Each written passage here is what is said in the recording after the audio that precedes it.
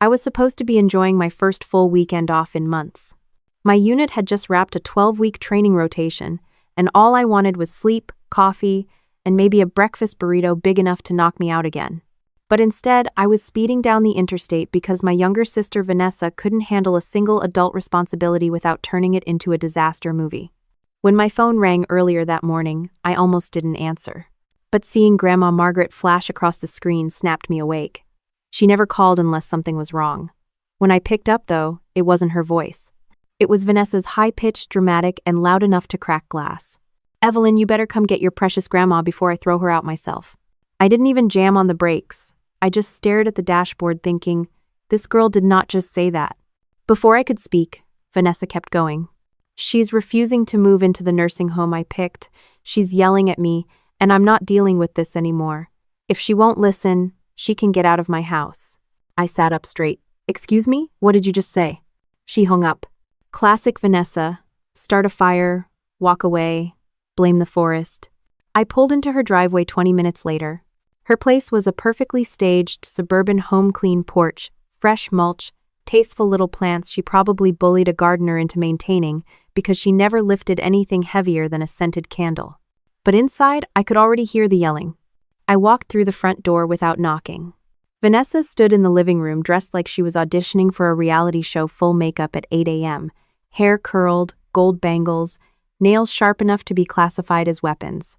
She pointed at Grandma like she was evicting a raccoon from her pantry. "If you won't go to the nursing home, then get out of my house. I'm done, Margaret."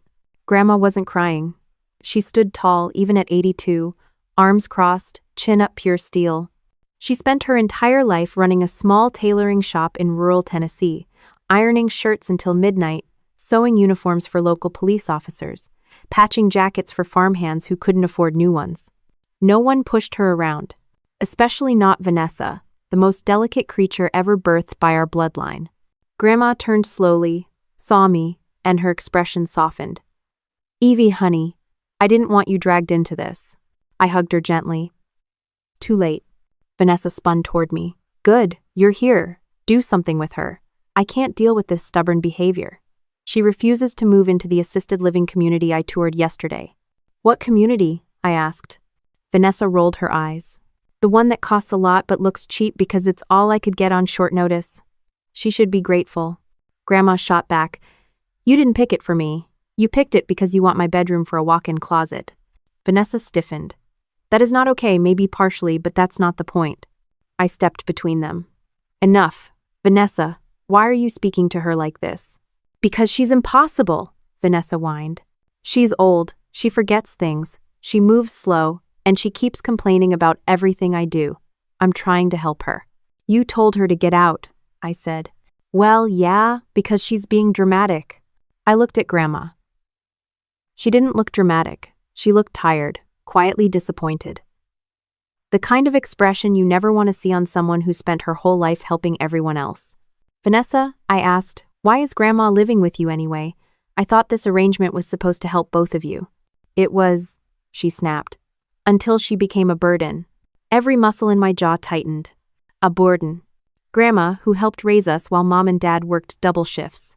Grandma, who stitched Halloween costumes by hand, who made every birthday cake from scratch, who drove across the state to attend my promotion ceremonies. A burden. Grandma quietly said, "I won't stay where I'm not wanted. I'll pack my things." Vanessa smirked like she had just won something. I grabbed her wrist. "What is wrong with you?" She pulled away dramatically. "Don't get that military tone with me. I know you think you're some kind of hero now because you're in uniform, but this is my house and I get to decide who lives here." "You think this is about my rank?" I asked. "This is about basic human decency." Vanessa folded her arms. "She needs care, Evelyn, real care, and I'm not qualified." "You're qualified to scream." She rolled her eyes and started fake crying like someone who practiced it in front of a mirror. While she put on her performance, Grandma walked upstairs. I followed her. Her room was small and plain, barely decorated, definitely not the room of someone being lovingly cared for. She pulled an old suitcase from the closet and opened it on the bed. The way she folded her clothes was slow but steady, like she'd done it 1,000 times. "Grandma," I said quietly, "why didn't you call me sooner?" She paused, looking down at a stack of neatly folded blouses. You're busy serving our country, Evie. I didn't want to bother you over. Nonsense. This isn't nonsense. She gave a small smile. I knew she'd get tired of me eventually. No one gets tired of you. Oh, sweetheart, she said gently. That's kind, but not always true. Now, she held up an old photo of Grandpa in uniform. Your grandfather used to say that when people show you who they are, believe them the first time. I suppose I kept hoping Vanessa would show me something better. We zipped the suitcase together. She grabbed her coat with hands that had stitched thousands of hems and repaired hundreds of worn cuffs for men who spent their lives working harder than Vanessa ever would. When we walked downstairs, Vanessa was waiting by the front door with her arms crossed. So, she said, you're taking her? Yes, I said. She's coming with me. Fine. Good luck. You'll see what I've been dealing with. Grandma walked past her without saying a word. She didn't slam the door. She simply stepped outside with quiet dignity that made Vanessa look even smaller than she already was. I loaded Grandma's suitcase into my car. She settled into the passenger seat, smoothing her skirt the way she always did before long drives. As I backed out of the driveway, Grandma exhaled slowly, the kind of breath someone takes when they've been holding everything in for too long. I didn't say anything. I didn't need to. She stared out the window while the morning sunlight streamed across her face, and something in her expression shifted, not fear, not sadness, but something sharper, something tired of being stepped on. And as we left the neighborhood behind, Grandma finally whispered, Evie, there's something I need to tell you about Vanessa. The sentence didn't feel like an ending. It felt like the real beginning. The GPS was still recalculating when Grandma shifted in her seat, her fingers tightening around her purse like she was bracing for turbulence. I kept one hand on the wheel and the other ready in case she needed it. She didn't speak for a full minute, just stared ahead as the road opened into a long stretch of pine trees and early morning light. She finally said, Evie, I didn't want you to find out like this. The way her voice dropped sent a prickle up the back of my neck. I'd heard people say things like that overseas right before admitting something they'd hidden for months. Grandma wasn't the dramatic type. If she said it, it meant something was sitting heavy. I eased the car into the right lane. Okay, I'm listening. She looked down at her hands. Vanessa's been handling my finances. That sentence hit harder than I expected. Grandma never let anyone handle anything for her. Not her shop books, not her bank accounts, not even the thermostat at Thanksgiving. If she let Vanessa do it, something pushed her into it. And by handling, she added quietly, I mean, controlling. I glanced over. Controlling how? She hesitated, then pulled a small envelope from her purse. This came last week. Inside was a letter from her bank. An overdraft notice, a big one. Grandma, I said, how long has your account been like this? Her voice thinned. Months. I kept asking Vanessa about it and she'd tell me I was confused or forgetting things. She said she'd moved money into a better savings plan for me. I exhaled slowly. And you believed that? No, she said. But she believed I would. That line sat like a stone in the car.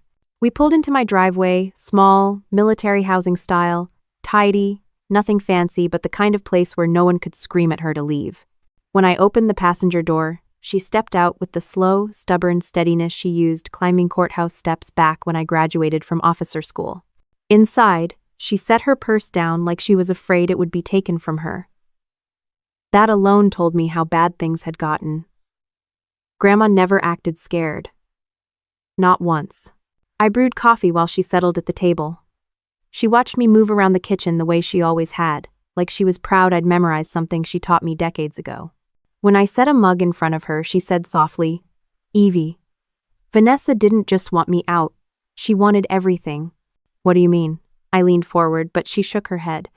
Her hands trembled slightly. I'd seen that tremor before on soldiers coming home with more weight on their shoulders than their gear ever added. Grandma wasn't a soldier, but she was carrying something. She's been pressuring me for months to sign papers, Grandma said, telling me it's all for my own good, that she's protecting me. But the way she spoke, the way she rushed me, I didn't sign anything. Good, I said. Don't sign anything, not with her, not ever. Grandma lifted her eyes. It wasn't just papers. She's been making decisions about my health care, my prescriptions, even my doctor appointments. She switched me to a clinic I never authorized. I froze. Why would she do that? Because she said she was streamlining my life. But every time I asked a question, she'd talk to me like I was a child. She made me feel small. I clenched my teeth. Did she ever threaten you? Grandma didn't answer immediately. She looked out the window instead, as if replaying something she didn't want to say out loud.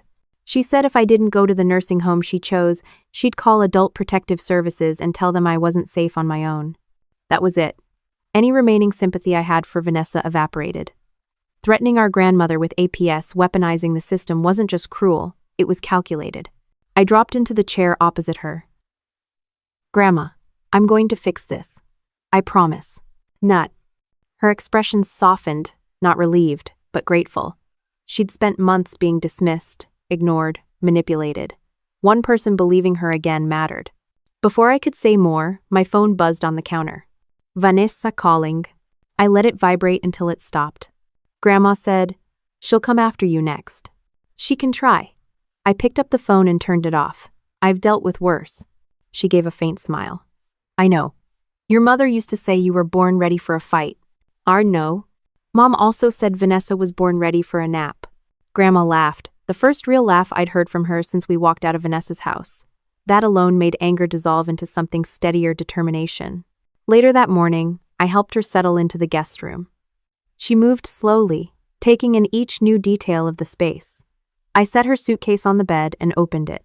She touched the blanket I'd put out, smoothing the corner like it was something delicate. This room is nicer than the one at Vanessa's, she said. What was wrong with hers? She shrugged. It wasn't really a room, more like an office she cleared out, a folding bed, a lamp, and no closet. She said it was temporary, but it never changed. I folded a stack of her shirts. How long were you there? 7 months. 7? I almost dropped a hanger. I thought it was 2. She told you to, Grandma said quietly. She told everyone to. She didn't want people knowing I'd been there that long. She said it made her look like she was babysitting me. I bit down so hard my jaw clicked. Babysitting. That was the word she chose. Grandma sat on the edge of the bed and adjusted her glasses. There's more, Evie. She waited until I sat beside her. I found receipts in Vanessa's trash, things she bought with my debit card, clothes, spa days, a hotel weekend in Nashville, and then I found a second phone in her drawer. He blinked. A second phone? She called it her work phone, but Vanessa doesn't work. Not really. That phone's still at her place? Yes. And the receipts? Probably. I stood up. My training brain clicked into place. This wasn't just family drama. This was financial exploitation, medical manipulation, control. If Vanessa would do this to Grandma, she'd do it to anyone who couldn't push back. Grandma, I said carefully, I'm going to request your full bank statements, all of them, and we're getting you a new account. She nodded. I trust you. Trust. That word carried weight. Heavy weight. I opened my laptop on the kitchen counter and logged into secure channels I used at work, not to access confidential data, but to set up the kind of documentation trail the military drills into us. Dates, times, statements, receipts, potential misconduct, everything neat, clear, irrefutable. While I typed, Grandma sat nearby peeling an orange. The kitchen filled with the soft citrus scent, and for a moment, it felt almost normal. But every detail she'd shared dug deeper. Vanessa yelling, Vanessa controlling, Vanessa stealing, and Grandma's final words before she walked down the hall to rest stayed rooted in my mind. Evie, I don't think she was planning to send me to a nursing home. I think she was planning to take everything. As the cursor blinked on my screen, I felt something steady settle into place. Not rage, not even shock. Just resolve, the kind that came from years of military discipline and an understanding that when someone threatens your family, you don't look away. You move. The next morning, I was halfway through organizing Grandma's bank paperwork when a car pulled into my driveway fast enough to rattle the windows. Tires screeched, a door slammed, and before I even stood up, Vanessa's voice was already tearing through the air like a smoke alarm. I know she's in there. Evelyn, open this door. No. Grandma, who had been buttering a piece of toast, set the knife down like she was bracing for an earthquake. I walked to the front door and opened it before Vanessa could start pounding hard enough to break something. She stood there wild-eyed, mascara already smudged even though it wasn't raining, which meant she'd cried on purpose. You stole her, she screamed. I stared at her. I stole Grandma? Yes, you can't just take an elderly woman from my home. She left. She walked out. You yelled at her to get out. Vanessa pushed past me into the house, still performing like she was auditioning for a courtroom TV show. I was under stress. You don't understand what I've been dealing with. She's been impossible. Impossible. And now you take her side? She's not a side, she's our grandmother.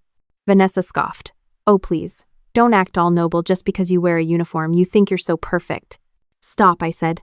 She ignored me and marched straight into the kitchen. The moment she saw Grandma sitting at the table with toast and coffee, she slapped a hand against her hip. Margaret, get your things. We're leaving. Grandma didn't move. She buttered another slice slowly, calmly. Like Vanessa was just background noise. Vanessa's voice cracked like she wasn't expecting to be ignored. Did you hear me? Let's go. Right now. Grandma looked up. No. Nigh. The way she said it, quiet, steady, absolute, hit Vanessa harder than if she'd screamed. Vanessa blinked rapidly, her mouth opening and closing like someone searching for a comeback that wouldn't show how powerless she suddenly was. You don't get to tell me no, Vanessa finally snapped. I'm the one who's been taking care of you. Taking, Grandma repeated, not caring. May. Vanessa froze, and something in her expression shifted from anger to calculation, the kind of look people wore right before doing something stupid and irreversible. That's how you want it? She said. Fine, then let's make things legal. She reached into her purse and pulled out a stack of papers folded in thirds. She slapped them onto the table in front of Grandma. Sign these. Grandma flinched slightly, and I stepped forward. What are these? Power of attorney, Vanessa said proudly.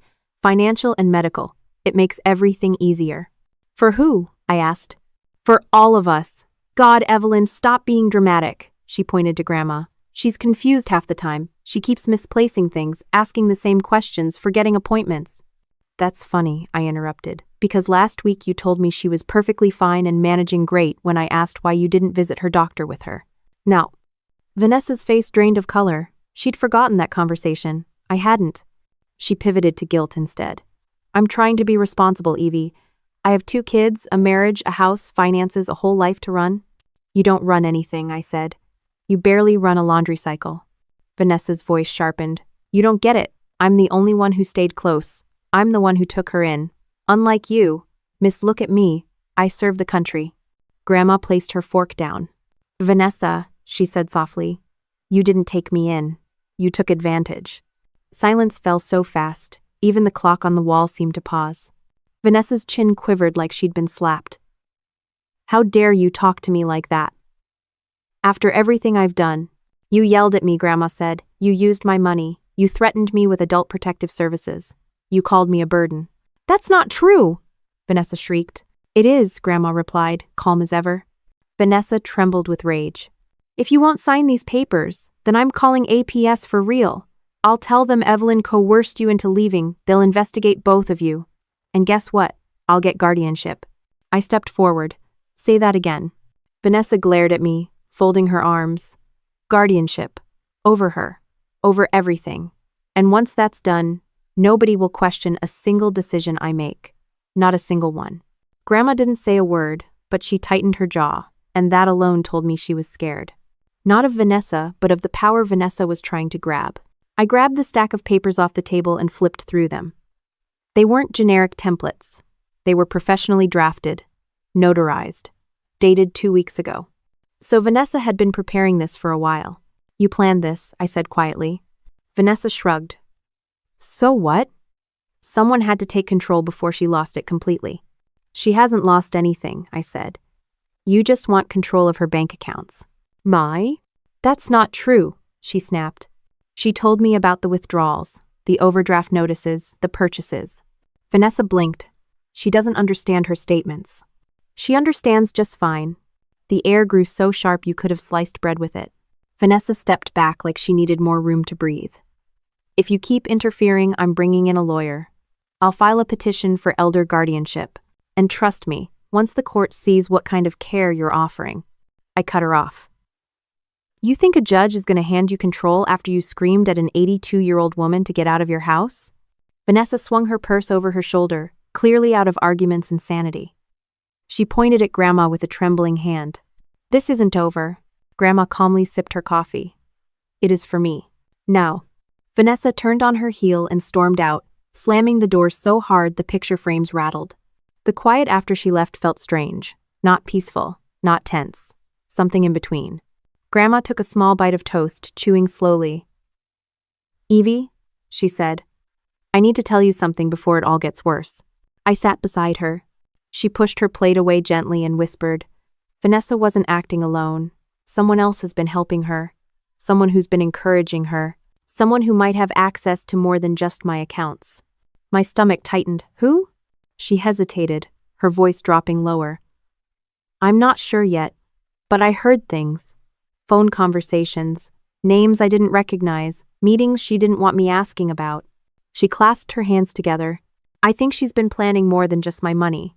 I waited for her to continue, but she lifted her eyes and watched the front door instead, like she expected Vanessa to burst through it again.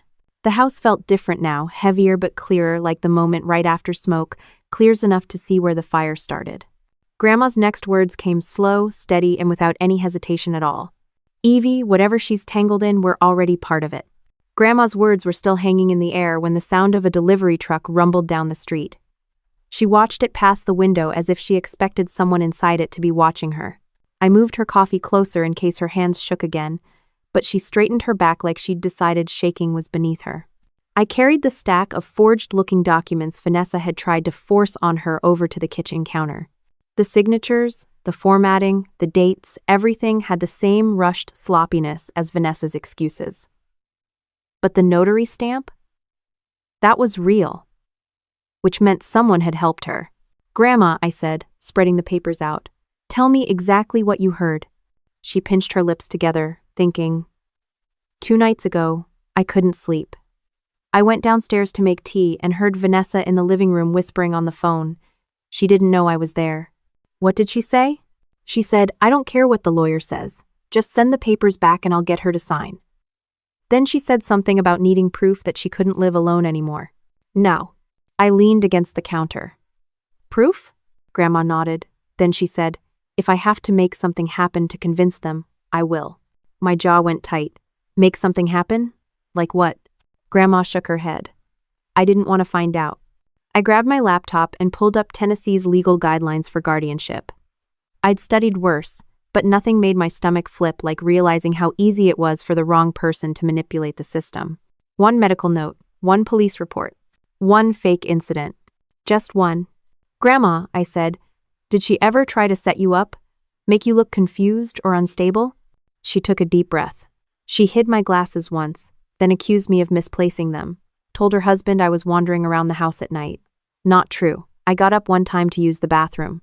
Next morning, she told me I needed supervision. Another breath. She burned dinner one night, then blamed me for leaving the oven on. I wasn't even in the kitchen. Now I know. My hands curled into fists. "She's been trying to build a fake case around you." Grandma just looked tired.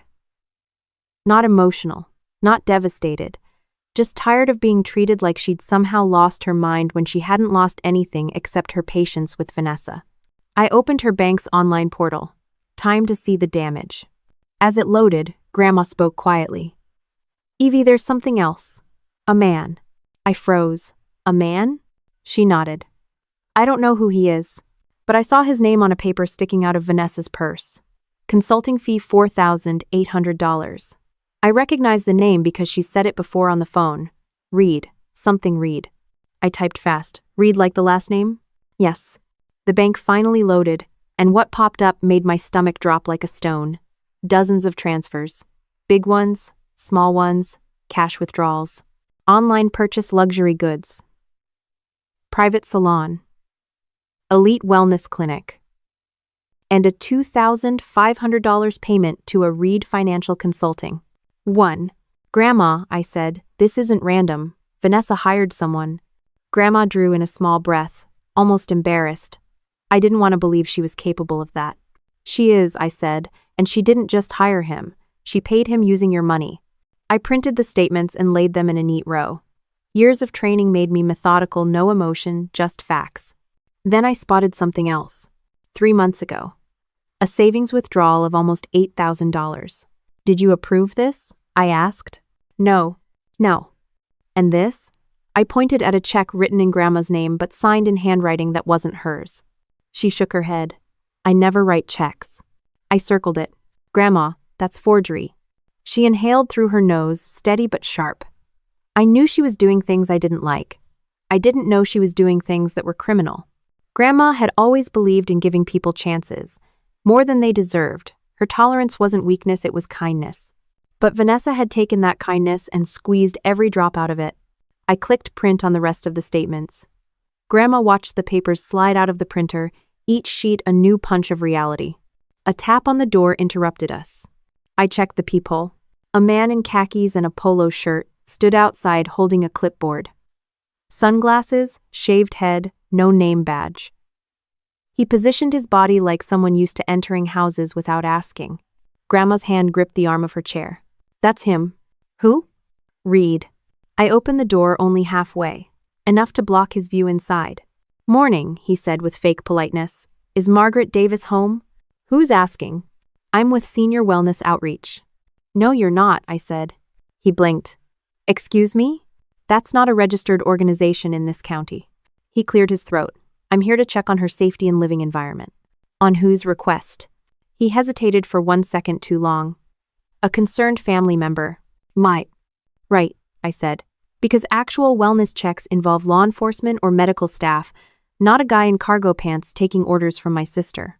His smile twitched. I don't know what you're implying, but... I stepped outside and closed the door behind me, standing between him and Grandma. I'm implying, I said calmly, that you should leave. He shifted his weight like he wasn't used to being challenged. This isn't optional. If I don't see her, I'll have to file a wellness concern. Nah. Do it, I said. And be ready to explain to a judge why you conducted unlicensed visits. Because I pulled the state database before opening this door. You're not registered anywhere. His polite mask cracked for half a second. You're making a mistake, he said, voice low. No, I replied. I'm documenting one. I lifted my phone and snapped a photo of him before he could react. He stepped back. You'll regret this. That's usually what people say right before they regret something. Lon. He turned and walked to his car, speeding away faster than necessary.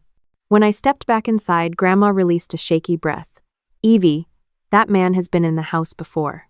My stomach tightened. What? He came twice.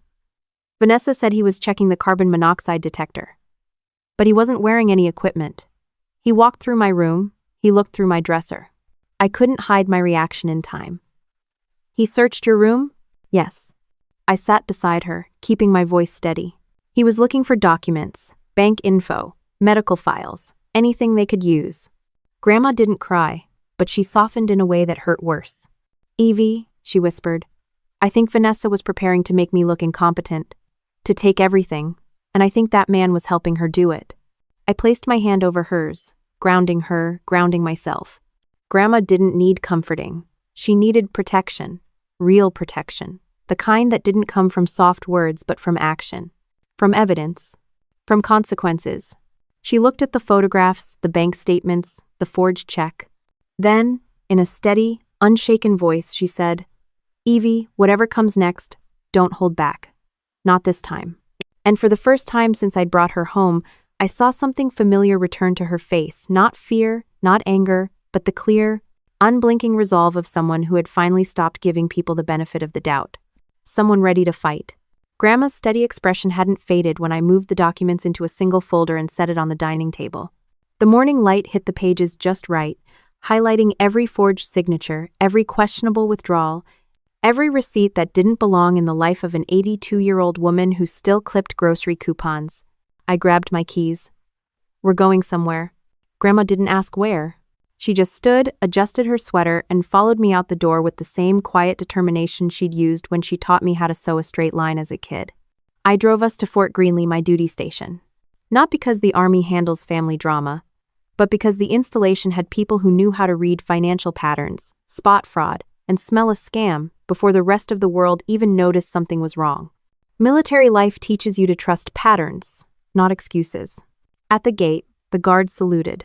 I showed my ID and we drove through. Grandma watched the buildings roll past training centers, admin offices, motor pools, as if she were seeing a side of my world she'd only heard about at holidays. This place is big, she murmured. It's not the biggest, I said, but it's full of smart people. Inside the administrative building, I led Grandma to a small office labeled Fraud Response, Internal Liaison. Staff Sergeant Malik Price sat behind the desk, typing fast enough to break a keyboard. He'd served with me overseas and had a talent for digging up the truth like he was personally offended by lies. When he saw me, he grinned. "Captain Carter, didn't expect you on a Saturday." "Sorry, Sergeant, you're working today." He raised an eyebrow. "Working on what?" I placed the folder on his desk. He opened it, scanned the first page, then the second, and the grin faded. "Forged checks, fraudulent withdrawals, unauthorized consulting fees?" He looked at Grandma with genuine concern. "Ma'am, you've been dealing with a thief." Grandma folded her hands in her lap. "My granddaughter calls her a thief. I call her my daughter." Malik winced politely. "I'm sorry, ma'am." "She's sorry too," Grandma said softly. "Just not in the way people mean it." Malik looked at me. "You want a full analysis? As thorough as you can make it without breaking federal laws. Now." "No promises," he muttered, already pulling up databases. While Malik worked, Grandma sat quietly. Her small, neat posture contrasted with the glowing screens showing spreadsheets, transaction logs, and flagged inconsistencies. After years of watching soldiers panic over minor accounting errors, seeing this level of precision aimed at protecting her felt strangely grounding. Malik typed for a few minutes before speaking. "Captain, you said the consultant's name was Reed?" "Yeah." "First name unknown." Malik snorted. "His name is probably Greg. They're always named Greg." He kept digging, cross-referencing, clicking through public records. Then he stopped. "Here we are," he said. "Reed Financial Consulting isn't licensed. But the owner's name pops up in another database." He turned the screen so I could see. Derek Reed. Prior arrests, fraud, identity manipulation, exploitation of elderly individuals. Charges dropped twice due to insufficient evidence or uncooperative witnesses. Grandma covered her mouth. "He's done this before." Malik kept scrolling. "He's been investigated in 3 states. Shows up under different LLCs. Moves around every few years. Always partners with someone who knows the victim. Vanessa." Everything clicked into place with awful clarity. Malik leaned back. "Captain, whoever this guy is, your sister didn't accidentally stumble into his services.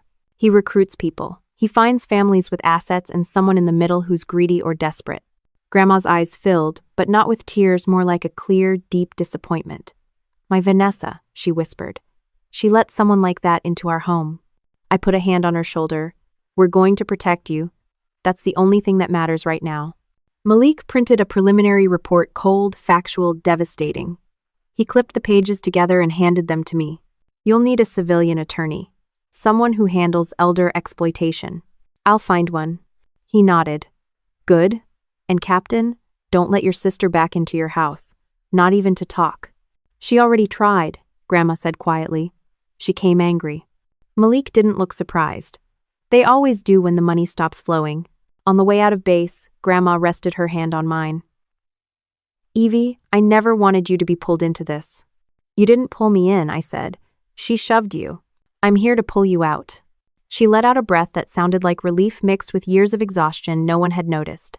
We drove across town to the law office of Claire Monroe, a woman known for 2 things: wearing sensible shoes and ripping financial predators to pieces in court. When she stepped into the conference room, she didn't waste time with small talk. She had a presence like someone who'd already won more battles than most people ever start. "Show me what you've got," she said. I handed her Malik's packet along with Grandma's bank statements. Claire looked through the papers silently for several minutes. Her expression changed only once when she reached the forged check. Her jaw tightened. "This is criminal," she said. Grandma swallowed. "Vanessa didn't mean harm." Claire set the papers down carefully. "Ma'am, people don't accidentally withdraw thousands of dollars. They don't accidentally hire known criminals. They don't accidentally forge signatures. Your daughter made choices." Grandma's fingers laced together. "She thinks she's doing what she's entitled to." "Entitled to your money?" Claire asked. "Your home, your independence?" Grandma looked down. Claire tapped the top sheet. "This is a clear case of financial exploitation. And if that man was entering your home without consent, that's trespassing and intent to defraud, possibly conspiracy." Grandma didn't respond. I did.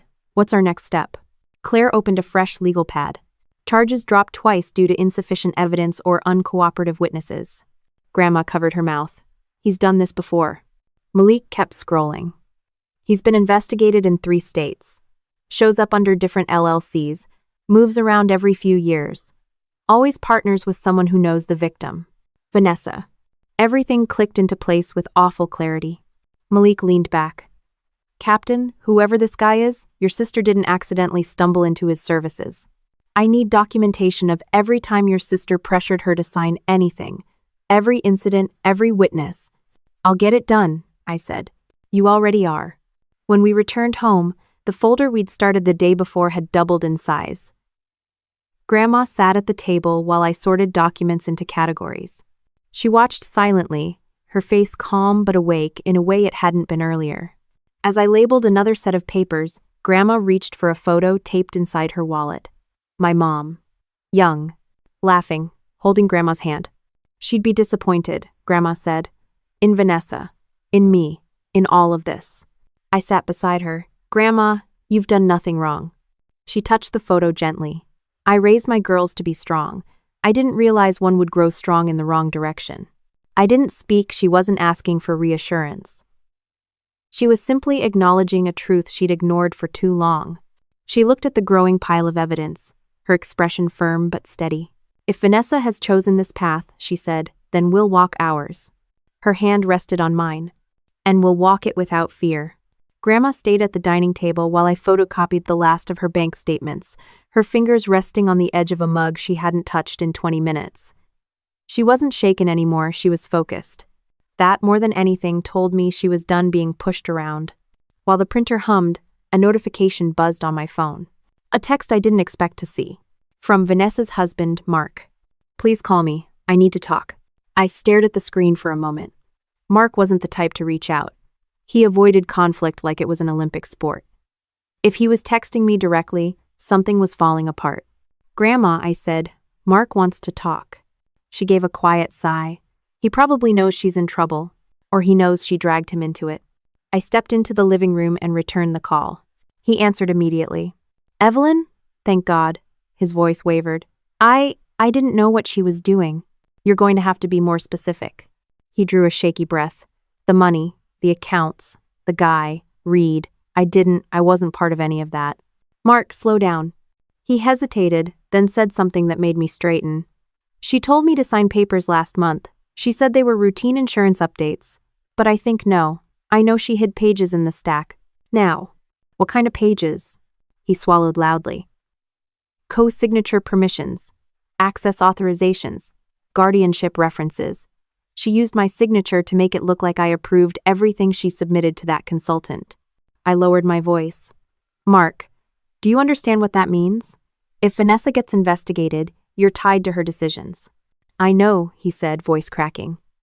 I know, and I didn't want this. I kept quiet for too long.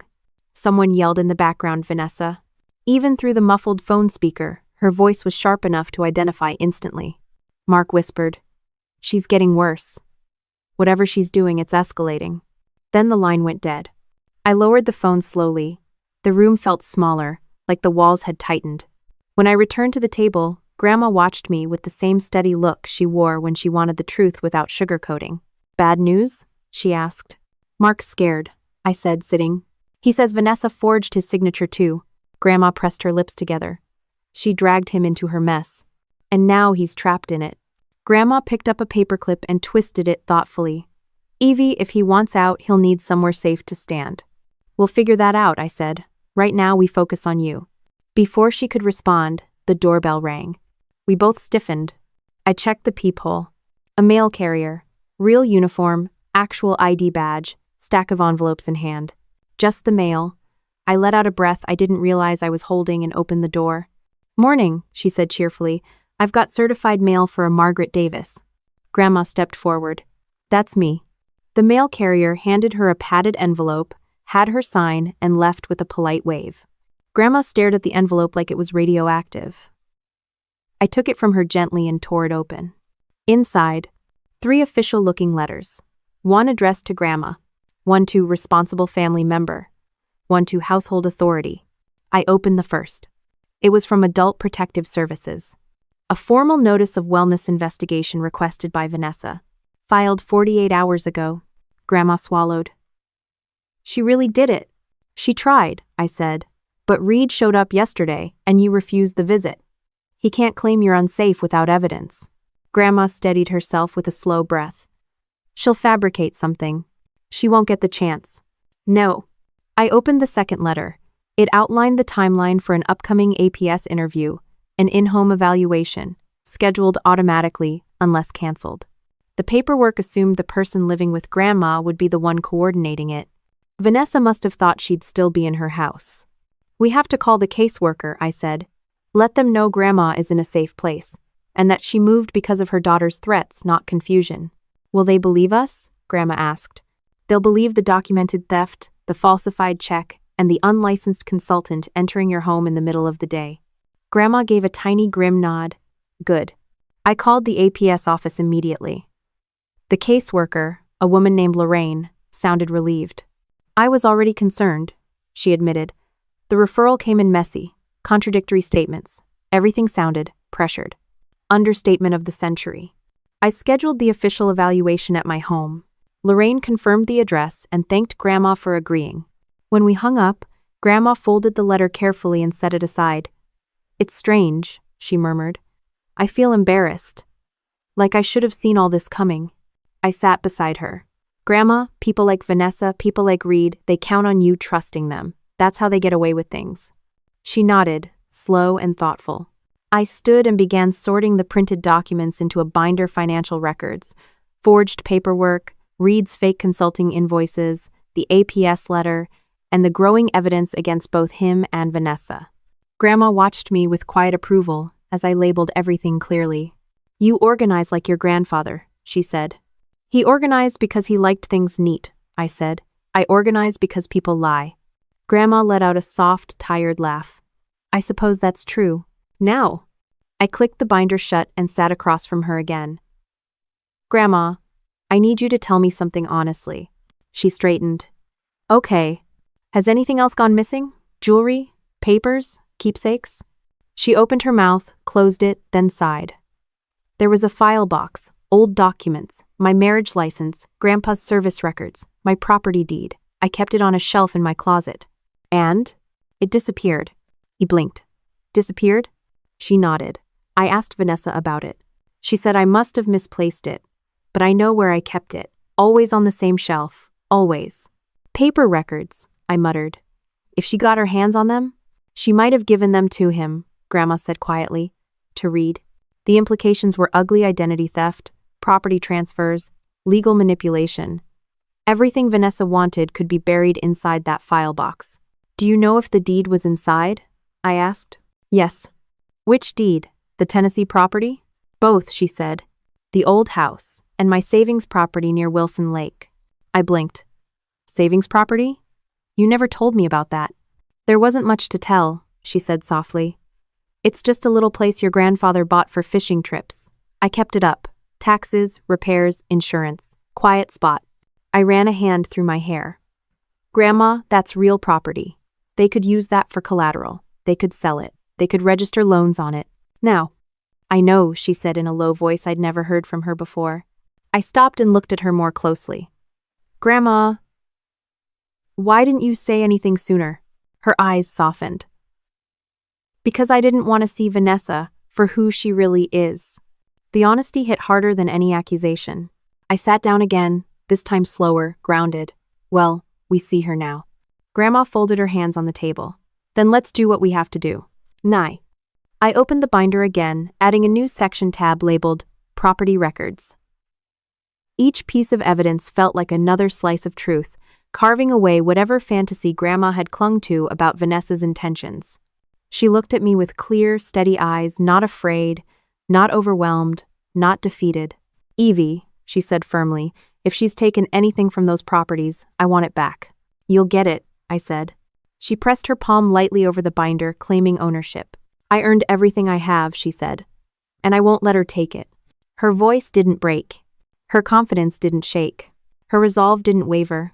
She wasn't the victim Vanessa thought she could mold. She was the woman who raised me, Grandma sat with a stack of fresh photocopies at her elbow while I called Claire, our attorney, to update her. She listened without interrupting, and when I mentioned the stolen file box containing property deeds, her tone sharpened immediately. "That box is evidence," she said. "If your sister or this consultant used any document in it, that's a criminal offense. Find out exactly what's missing." "I'm already building a list," I said. "Good, and don't confront Vanessa yet. Let her keep thinking you're reacting emotionally, not strategically." I hung up and turned toward Grandma. She had already made a handwritten list of the documents she remembered, both property deeds, tax receipts, life insurance statements, and the water rights papers for the lakeside plot. "Grandma," I said, "do you still have copies anywhere?" She shook her head. "Your grandfather handled the originals. When he passed, I moved the box from the basement to my closet so it wouldn't get damp. That's the one Vanessa saw when she helped me unpack." "Helped?" I repeated. "Right. Lo." She smiled faintly, a tired sort of humor. Her version of helping. I pulled out my laptop. "We'll request new certified copies from the county clerk today. It takes time, but at least we'll know what's been touched." Grandma nodded. "Do whatever you need." I opened the county website, but before I could submit the request, the house phone rang the landline I barely used except for emergencies. Grandma glanced at it with unease. I picked it up. "This is Captain Carter." "Les," a woman replied, voice calm but official.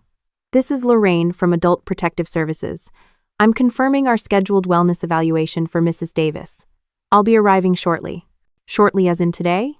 "Yes, I was already in the area." I looked at Grandma, who braced her hands on the table. "We're ready," I said. "This evaluation was good? Neutral? Professional?" It would document that Grandma was coherent, safe, and living independently, not confused, unstable, or in need of forced guardianship. When the doorbell rang, I opened it to find a woman in a state-issue badge, polo shirt, and clipboard, very different energy from Reed's cargo pant intimidation attempt. She smiled warmly. "Hello, I'm Lorraine. May I come in?" "Yes," I said. "Thank you for coming on short notice." We stepped into the living room. Grandma sat upright, composed, hands folded neatly. Lorraine greeted her with genuine respect. "Mrs. Davis, thank you for agreeing to meet with me." Grandma nodded. "I'm glad you're here. It's been a confusing week." Lorraine sat across from her. "I just want to ask some basic questions. Nothing stressful." Grandma's shoulders eased. "Ask whatever you need." They went through orientation questions, her birth date, the year, the location, the names of her daughters. She answered perfectly, with clarity and even a hint of sass when Lorraine asked her to spell her own name. "I've been spelling it for 82 years, Grandma said. "I haven't forgotten how yet." Lorraine smiled. "That much is clear." Next came questions about her daily routine medications, meals, bathing, mobility. I stayed nearby, but didn't interrupt unless asked. This was about Grandma showing she was perfectly capable, not about me fighting for her. "How did you end up living with your granddaughter?" Lorraine asked gently. "I left my daughter's home by choice," Grandma said. "I wasn't treated respectfully. I'm here because I want to be, not because I'm confused." Lorraine took notes. "Did you feel unsafe in your daughter's home?" Grandma paused. "Emotionally unsafe," she said. "She yelled. She pressured me. She demanded I sign papers I didn't understand. And she threatened to call your office on me if I didn't comply." 1. Lorraine's pen stopped. "She said that?" "Yes." I added, "A man associated with her consultant attempted an unlicensed wellness check at my home yesterday." Lorraine looked alarmed. "Do you have a name?" "Derek Reed," I said. "Not licensed, no credentials, prior fraud investigations." She wrote faster. "Mrs. Davis, did this individual ever enter your daughter's home?" "Yes," Grandma said. "Twice, without my consent." "No." Lorraine's expression hardened, not with anger, but with professional clarity. "Thank you for telling me this." After finishing her assessment, she stood. "Mrs. Davis, I have no concerns about your mental or physical capability. From what I've seen, you're alert, healthy, and fully competent to make your own decisions." Grandma straightened proudly. Lorraine continued, "And based on what you've shared about the threats, the pressure, and the unauthorized access to your documents, I will be flagging the referral for potential malicious intent." Grandma blinked. "You believe me?" "Everything you've said has been consistent, calm, and specific. That's not confusion. That's a victim of financial exploitation." Grandma inhaled sharply, the kind of breath someone takes when they've been drowning in doubt but finally reach air. Lorraine handed me her card. Contact me directly if your daughter shows up or attempts anything again, and keep your door locked. We will, I said. When she left, Grandma let out a long, soft exhale. Evie, she said. For the first time in months, I feel like someone listened.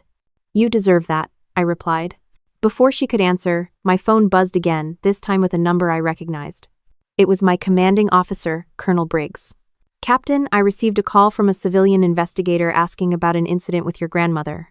I shut it down, but I need to know what's happening. I stepped into the hallway. Sir, my sister and a fraudulent consultant attempted to create a false elder abuse case. APS has already dismissed the concerns, but they've escalated things. Is your grandmother safe? Yes, sir. And are you compromised in any way? No, sir. Good. He paused.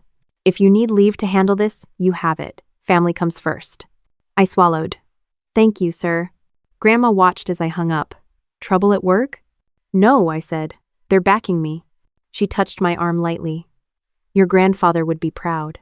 I sat beside her again and opened the binder.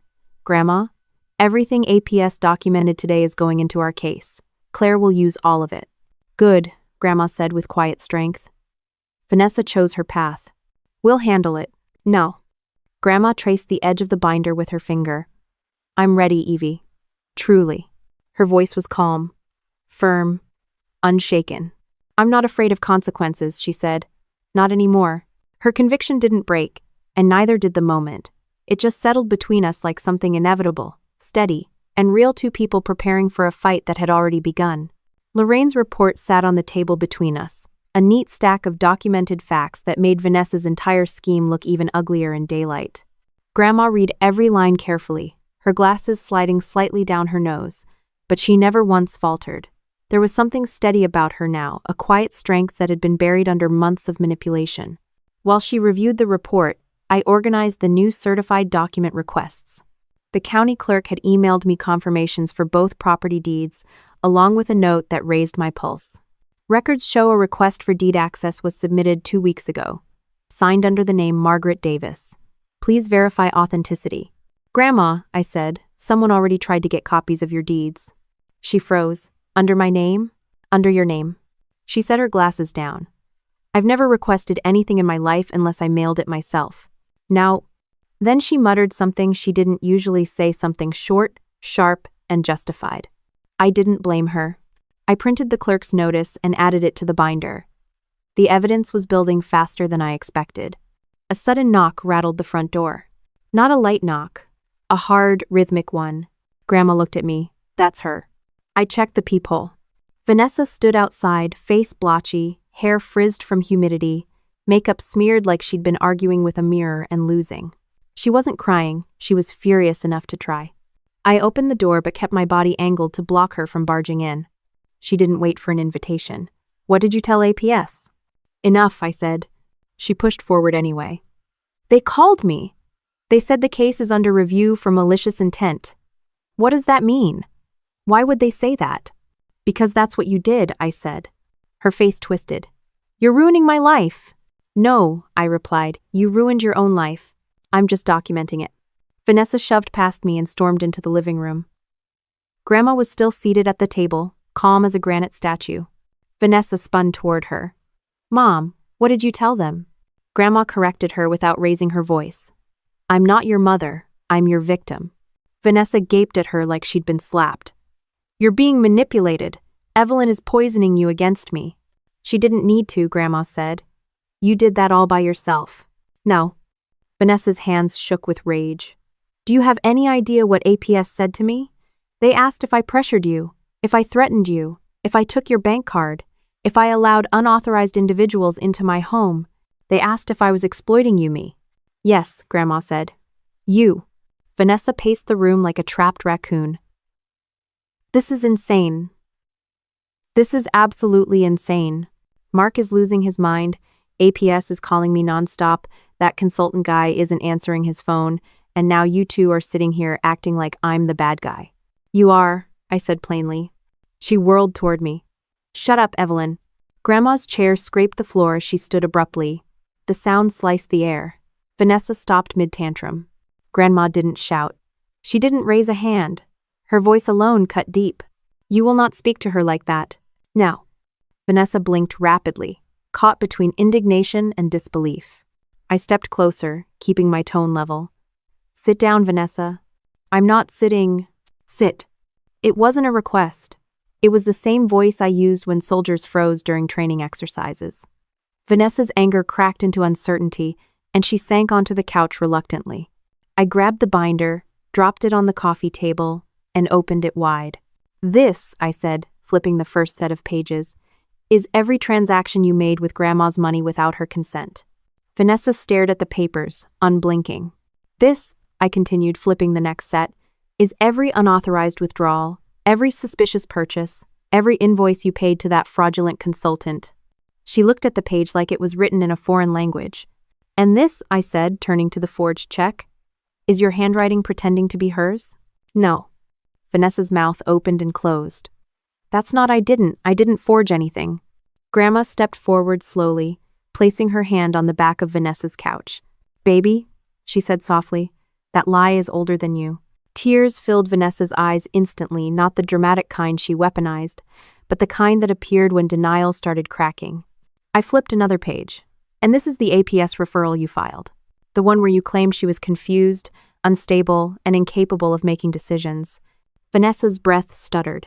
And here, I said, showing her the county clerk's message, is the attempted deed request. Signed under Grandma's name. Tell me, was that you? Or your consultant buddy? Vanessa clenched her jaw. I don't have to answer anything. No, I said, but you will. She looked at Grandma again, and something inside her snapped. Her voice shook with a strange mixture of panic and entitlement. I was doing this for us. For us? Grandma echoed. Yes, Vanessa cried. For the family. You're old, Mom. Stop, Grandma said. But someone had to think ahead, Vanessa pressed on desperately. That lakeside property could have been worth so much more if someone renovated it. And your savings, Grandma, you don't even spend anything. It was just sitting there. Because it was mine, Grandma said. Vanessa threw her hands up. I was trying to make sure we weren't left with nothing. That consultant said he could help. He promised he had ways of increasing the value of assets, of protecting us, of planning for long-term care. You paid him, I said, with Grandma's money, thousands of dollars. He said it was an investment. Vanessa, Grandma said quietly, investments don't require forging signatures or stealing documents. Vanessa's lip trembled again. I didn't steal anything. Where's my file box? Grandma asked. Vanessa flinched so hard the truth hit before she opened her mouth. I don't know, she said weakly. She knew. She absolutely knew. Vanessa, I said, stepping closer. Reed is a criminal. You're in a spiral and you don't even see it. He's using you. And if you keep going, he's going to take everything and leave you with the blame. Vanessa stared at the floor like it suddenly had all the answers she'd been missing for months. You need to fix this, I said. Now, before the legal consequences hit. Her shoulders slumped, but her eyes darted elsewhere toward the door, toward escape. Grandma, she whispered, I just wanted to be someone in this family. Grandma placed a hand on her shoulder, not tenderly, honestly. You could have been, she said, but you chose shortcuts instead of kindness. The room fell quiet, not resolved, not tense. Just quiet in a way that showed the truth had finally taken up all the available space. Vanessa didn't leave right away. She didn't apologize. She didn't argue again. She just sat there absorbing the collapse of everything she built on lies. Grandma returned to her chair. I stayed standing, the open binder between us like a line drawn in permanent ink. And without rushing, without fanfare, without any hint of what came next, Vanessa finally whispered the first true thing she'd said all day. I don't know how to fix what I did. Vanessa stayed on the couch like she didn't trust her legs to hold her up. The binder lay open in front of her, each page a mirror she didn't want to look into. Grandma sat quietly, hands folded, watching her with the calm patience of someone who'd finally stopped giving chances away for free. When my phone buzzed, I stepped away long enough to check it. A text from Claire, our attorney. I've secured an emergency hearing for protective relief. This afternoon. Bring all documentation. I tucked the phone into my pocket and returned to the room. Vanessa, I said. We're going to court today. Her head snapped up. Today? Why? Because Grandma deserves legal protection and because a judge needs to see the evidence before you or Reed try anything else. I'm not going to court, she said quickly. I'm not walking into a courtroom like some criminal. You don't have to, I said. You're not a defendant. Yet. But the court needs clarity. And right now, the safest place for that clarity is on record. Vanessa's breathing sped up. If I go, I'll look guilty. You look guilty now, I replied plainly. She stared at me like she'd run out of rehearsed responses. Grandma rose from her chair. Vanessa, the law isn't your enemy. Consequences are. Vanessa swallowed. Are you going to tell the judge everything? Yes, Grandma said softly. Everything. Vanessa didn't argue. She didn't cry. She just went still, frozen in the sudden realization that the story she'd been trying to control was no longer hers to shape.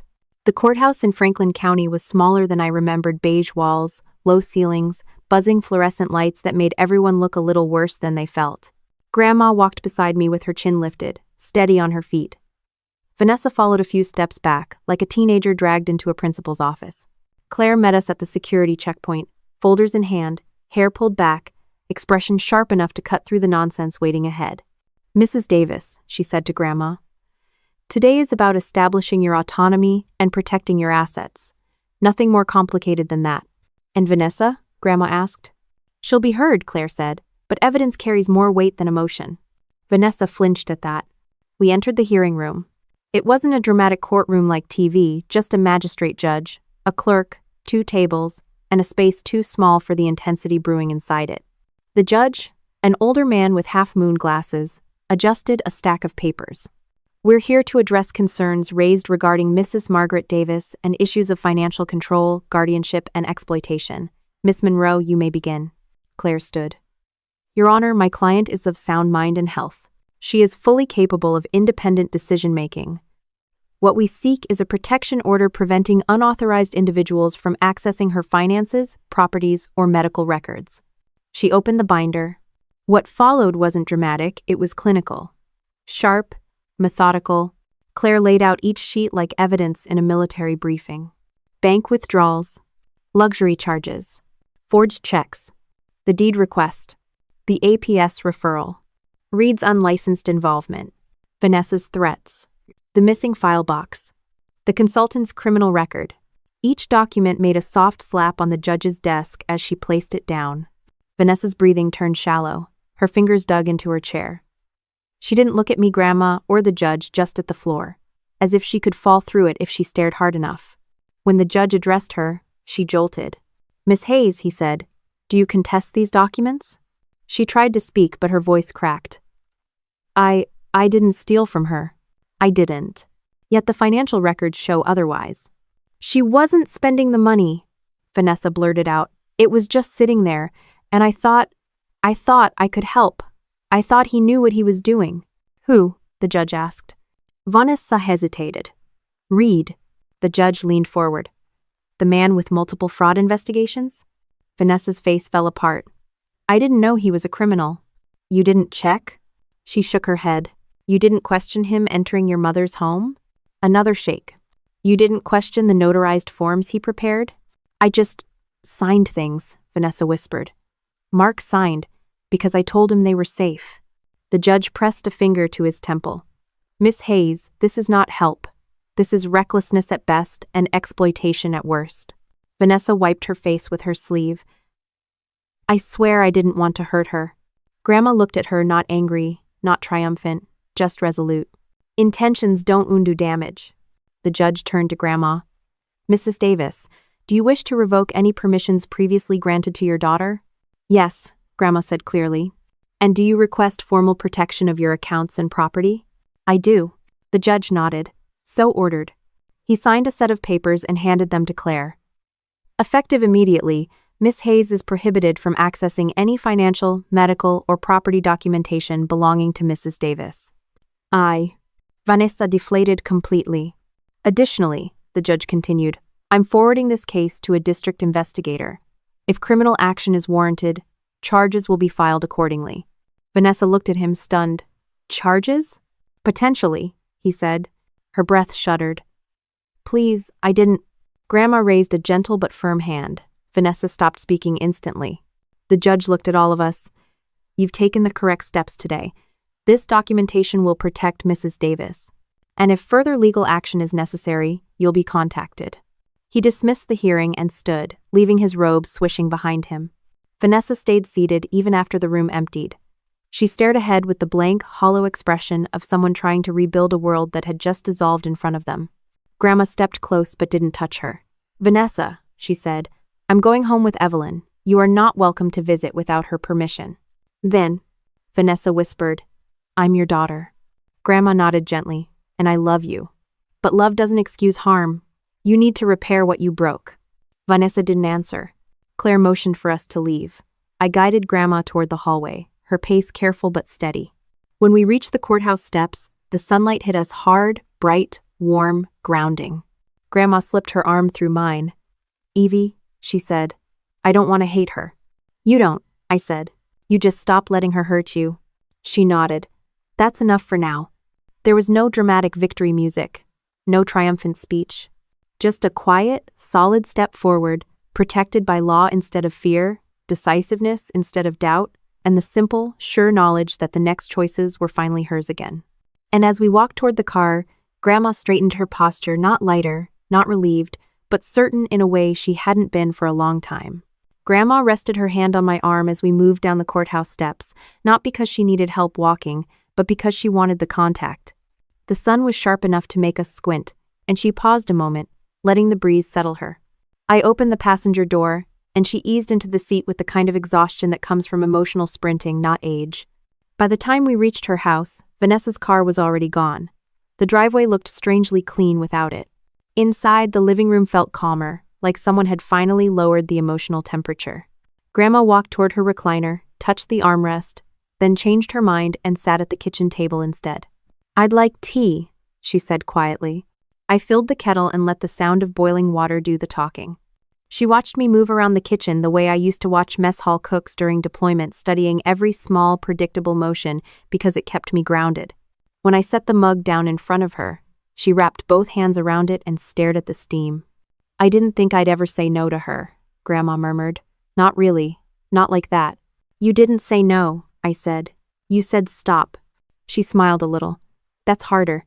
I sat across from her. "You did it anyway." She took a sip. "I hope she gets help." "She will," I said. "The courts aren't done with this, and neither are the detectives." Grandma nodded but didn't linger on it. She wasn't the type to twist the knife. She was the type to clean the wounds and bandage what was left. When her tea was half finished, she looked up at me. "Evie?" "Yeah?" "I'm proud of you." The words hit harder than any commendation I ever got in uniform. By the next week, investigators contacted Claire with updates. Reed was officially under a new fraud investigation, one with actual consequences this time. Several elderly clients had come forward, and his involvement with forged notarizations pushed the case into felony territory. Vanessa wasn't charged immediately, but she wasn't off the hook. Investigators subpoenaed her financial activity, and the missing file box was enough to keep her in the circle of scrutiny. She called me twice. I didn't answer either time. When she tried Grandma, I blocked the number from her phone. Some distance was no longer optional, it was non-negotiable. Grandma didn't argue. 3 weeks later, I took her to the VA Community Center for her first fitness class.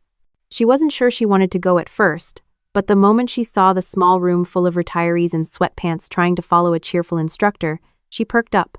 "I can do this," she whispered. "You could have done this 10 years ago," I said. "You just needed space." She gave me a side-eye worthy of a seasoned drill sergeant and joined the group. Watching her wave, her arms and march in place like she'd been prepping for a parade made something unclench in my chest. Progress didn't have to be dramatic. Sometimes it was a 68-year-old woman doing slow shoulder rolls in a pastel tracksuit. Vanessa didn't disappear entirely. She sent a long email to Grandma full of apologies, explanations, excuses, and promises. Grandma read it twice. Then she pressed delete. "Na reply. Na sermon. Na counterattack. Just closure." Mark ended up cooperating fully with investigators once he realized signing papers under pressure still counted as forgery. He met with a social worker and started attending counseling. When his first support meeting ended, he texted Grandma a photo of the coffee they gave him afterward with the caption, "Baby steps, Mom." She showed me the picture with a soft smile. Even cracked pieces have a way of fitting back together if you don't force the shape. Meanwhile, I filed every necessary form to become Grandma's official durable POA and medical proxy. Not because she needed someone to run her life, but because she needed someone trustworthy to keep vultures away. With everything documented and notarized through legitimate channels, the house, the accounts, and her medical choices were secure. I installed a monitored security system that same afternoon.